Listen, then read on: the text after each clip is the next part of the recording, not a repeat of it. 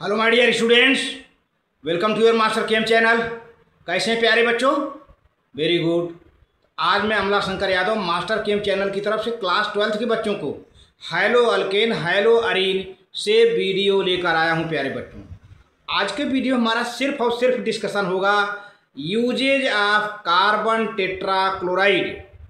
Carbon tetrachloride या tetrachloromethane भी कह सकते हैं इसे, और इसको एक सिंपल नाम पायरिन के नाम से भी जानते हैं। क्या क्या इसका यूजेज है प्यारे बच्चों? बहुत ही पॉली हैलोजन ए भी है, पॉली हैलोजन ए भी है। तो कुछ पॉली हैलोजन का हमने डिस्कशन किया, वीडियो बड़ा पड़ जा रहा था, तो इसको हमने अलग किया। अभी तो हम अलग से फ्रीआन के बारे में डिस्कशन करेंगे। तो आज थोड़ा सा लंबा है। पॉली हैलोजन का कार्बन टेट्राक्लोराइड का यूजेज क्या है प्यारे बच्चों? कार्बन टेट्राक्लोराइड या टेट्राक्लोरोमेथेन भी कहते हैं इसे, और इसको पायरिन भी कहते हैं, PYREN पायरिन। तो देखते हैं काफ़ी इसका चर्चा रहता है और अच्छा खासा सॉल्वेंट के रूप में यूज किया जाता है। ऑर्गेनिक केमिस्ट्री में तमाम केमिकल रिएक्शन ऐसे देखते हो जिसमें इसका यूज किया जाता है। तो देखिए चलते हैं। हाँ, तो देखिए प्यारे बच्चों, कार्बन टेट्राक्लोराइड या इसको कहते हैं टेट्राक्लोरोमेथेन। टेट्राक्लोरोमेथेन या कार्बन टेट्राक्लोराइड, जिसका एक सिंपल सा फार्मूला होता है प्यारे बच्चों, CCl4। ये है कार्बन टेट्राक्लोराइड। कार्बन है और 4 क्लोरीन है, टेट्रा, कार्बन टेट्राक्लोराइड या टेट्राक्लोरोमेथेन भी इसे कहते हैं, चूँकि ये कार्बन है प्यारे बच्चों। अब देखते हैं इसका जरा सा uses. It is used in the manufacture of refrigerants and propellants for aerosol cans. तो रेफ्रिजरेंट और प्रोपिलेंट्स के मैन्युफैक्चर में, बनाने में, सिंथेसिस में इसका यूज किया जाता है। किसका? Carbon tetrachloride. जितने भी रेफ्रिजरेंट्स हैं, तो ये देखिए पहला। दूसरा क्या है? It is also used as a feed stock in the synthesis of chlorofluorocarbons, CFC, जिसको कहते हैं फ्रियान।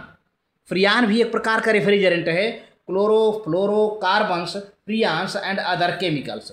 आखिर क्लोरोफ्लोरोकार्बन्स बहुत ही खतरनाक होता है, ओजोन को डिप्लीट कर देता है, लेकिन इसका यूज किया जाता है क्लोरोफ्लोरोकार्बन यानी फ्रियान को बनाने में और कुछ अन्य केमिकल को बनाने में किया जाता है प्यारे बच्चों। आगे बढ़ते हैं। Third point, it is used as a solvent in the manufacture of pharmaceuticals. Pharmaceutical तमाम प्रकार की मेडिसिन, फार्मेसी डिपार्टमेंट में एक सॉल्वेंट के रूप में, जैसा कि मैंने पहले बताया था कि फार्मास्यूटिकल्स, फार्मेसी में इसका यूज दवाइयों को बनाने में, मेडिसिन को बनाने में एक सॉल्वेंट के रूप में यूज किया जाता है। कौन? Carbon tetrachloride means tetrachloromethane. Until the mid 1960 it was widely used as a fire extinguisher।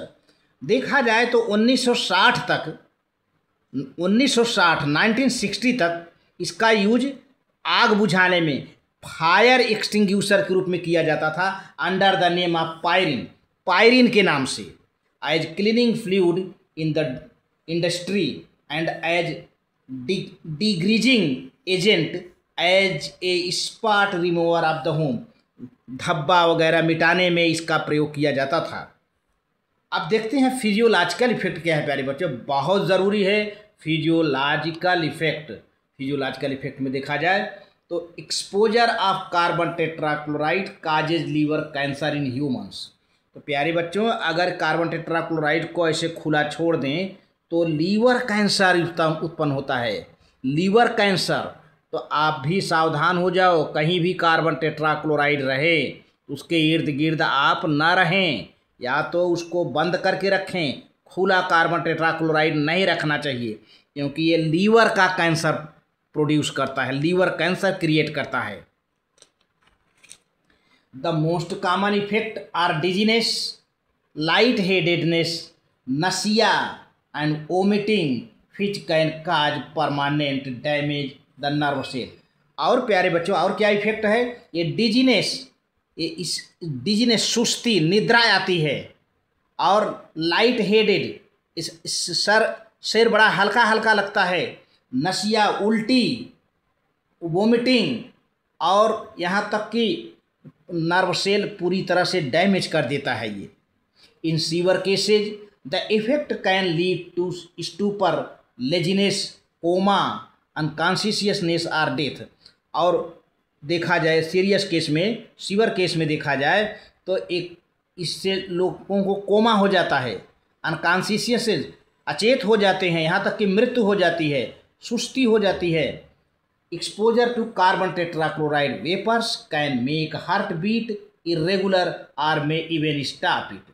अरे बाप रे बाप रे, अगर कार्बन टेट्राक्लोराइड को खुला छोड़ दें तो इसका वेपर जो है हार्ट बीट को बढ़ा देता है, इरेगुलर कर देता है, कभी कभी तो हार्ट बीट को एकदम बंद कर देता है, मतलब डेथ हो जाती है। Pain brought near eyes it causes irritation, और आँख के नज़दीक इसको ले जाने पर आँखों से आंसू बहते हैं। आप सोच लो कि कितना जानलेवा है, वेरी वेरी डेंजरस केमिकल।